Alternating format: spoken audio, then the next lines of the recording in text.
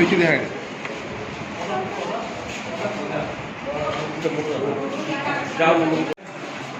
আজকে ভারতবর্ষের বিপ্লবী ভগৎ সিং, সুখদেব, রাজগুরুর 95তম শহীদান দিবস।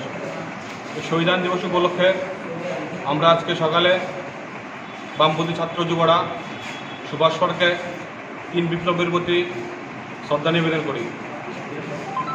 এই উপলক্ষে আজকে আমরা ভারতের ছাত্র ফেডারেশন কমিটির উদ্যোগে সিপিআইএম খোয়াই মহকুমা দপ্তরে স্বেচ্ছায় এক রক্তদান শিবির অনুষ্ঠিত করা যাচ্ছে।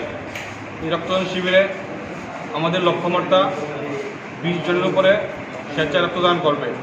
শুধুমাত্র খোয়াই জেলা হাসপাতালে রক্ত সংকট মেটাতে রক্তদান শিবিরের মধ্যে আমরা সীমাবদ্ধ থাকছি না, তার পাশাপাশি প্রতিনিয়ত বামপন্থী ছাত্র যুবরা খোয়াই জেলা হাসপাতালে মুমূর্ষু রোগীদের সরাসরি হসপিটালে গিয়ে রক্তদান করছে।